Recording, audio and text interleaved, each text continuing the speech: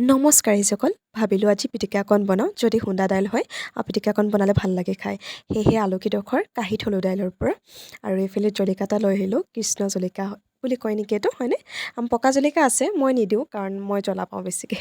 আৰু এইফালে বৰমান ধনিয়া জোপা দেখিছেনে মই ৰুই থৈছোঁ এতিয়া কাষতে পুলি কেইটামানো মই ৰুই দিছোঁ নতুনকৈ যিহেতু এইজোপা ঘপককৈ ইমান ডাঙৰ হৈ যোৱা দেখি গ'লোঁ মই আৰু সেইকাৰণে এপাত ছিঙিব মন যোৱাই নাই তথাপি ছিঙি আনিছোঁ আৰু এপাত লাগিব নহয় মানে পিটিকাত সানিবৰ কাৰণে ভাল লাগিব এই গোন্ধটো খুব ধুনীয়া পাওঁ ধুনীয়া লাগে মানে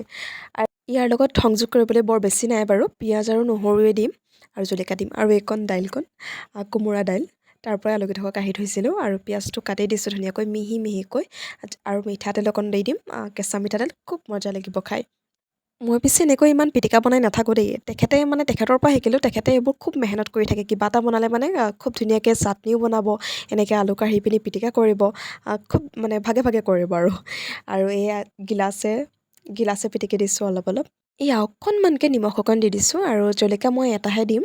মই কৈছোঁ নহয় একদম জ্বলা খাব নোৱাৰোঁ জ্বলা খালে মোৰ পেটৰ প্ৰব্লেম হৈ যায় আৰু ইয়াতে মিঠাতেল অকণ দি দিছোঁ